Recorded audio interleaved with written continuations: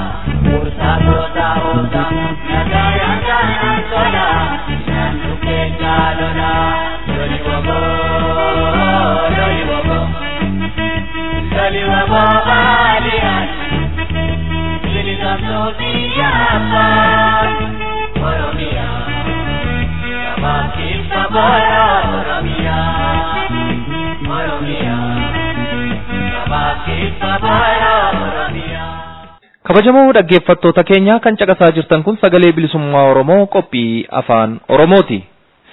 Qeerroon Oromoo bara 2013 dhumaa jiru kana keessa fincila diddaa gabrummaa godinaalee Oromiyaa garaa keessatti taasisaa tureera.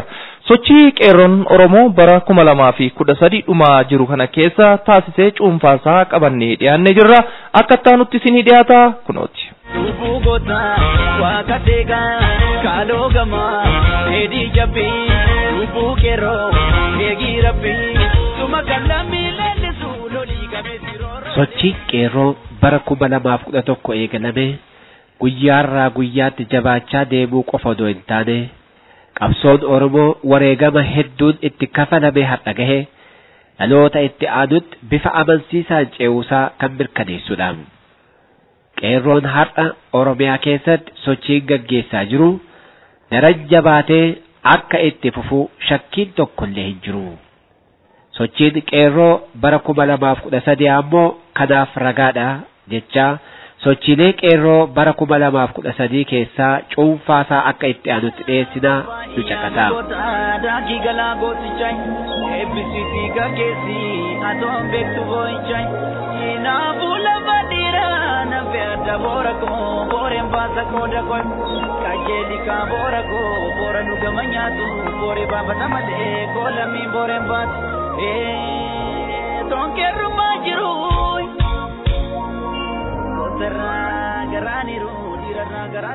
Gurraandhala lamaa bar 2013 galgala qeerroon mooraa yuunivarsiitii Amboo mooricha keessatti waraqaa dhaadannoo fi waamicha fincila diddaa gabrummaa afaan Oromoo, Amaaraa fi Ingiliffaan manneen kitaabaa, kaaffee fi waajjiraalee pirezidantii fi naannoo mooraa guutuutti maxxansuun diddaa isaanii mul'isan.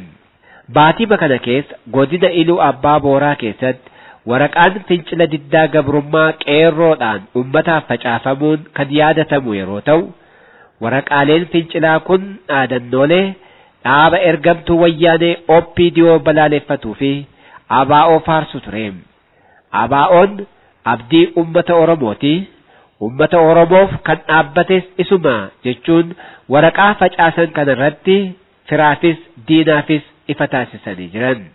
Manneen barumsaa sadarkaa lammaffaa godina Lixa Shawaa onoota Calliyaa fi Midaaqenyi keessatti kanneen akka mana barumsaa Geedoo sadarkaa lammaffaa fi Qophaa'inaa, mana barumsaa Midaaqenyi sadarkaa lammaffaa, mana barumsaa Dalasaa sadarkaa lammaffaa fi mana barumsaa Baallamii sadarkaa lammaffaa fi Qophaa'inaa akkasumas mana barumsaa sadarkaa tokkoffaa gabaa kamisaa keessatti waraqaan fincila diddaa gabrummaa mootummaa abbaa irree wayyaanee balaaleffatu barattoota sabboontotaan maxxanfaman hojii gootummaa qeerroo keessaa tokko ture. Ijoollee afaan beektuu koota lolarraan deebine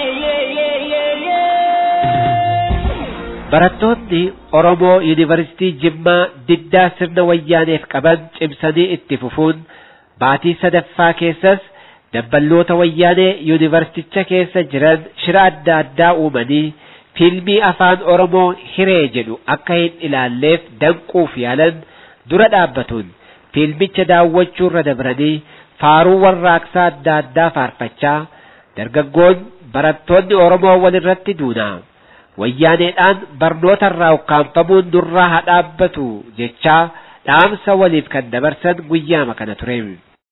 Sochiin qeerroo jabaachaa deemurraa wayyaaneen akka furmaataatti kan fudhate barattoota barnoota irraa hidhuu fi ari'uu ta'uun beekamaadha. Haaluma kanaan baatii arfaffaa bara 2013 keessa barattoota Oromoo Yuunivarsiitii Jimmaa hedduu hidhee kanneen biroo dhabsiiseera.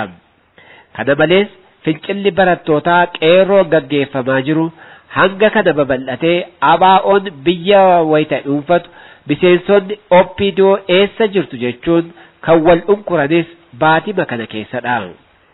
Qeerroon barattoonni Oromoo Yuunivarsiitii adda addaa keessatti baratan roorroo abbaatu ofirraa dhawwa jechuun warreen ummata Oromoo arrabsuu irratti bobba'an irratti tarkaanfii fudhachuu eegaluu kan dhugeesses baatii arfaffaa bara 2013 keessa ture. Barattoonni Yuunivarsiitii Dabra Birhaanii fi Diillaa kanaan booda mootummichi mirga keenyaa fi kan ummata Oromoo ni kabachiisa jennee waan hin eegneef mirga keenya tiksuu fi roorroo ofirraa ittisuuf tarkaanfii laalessaa ergamtoota irratti fudhachuu itti fufna jechuun ifatti kan labsatan baatii arfaffaa 2013 ture.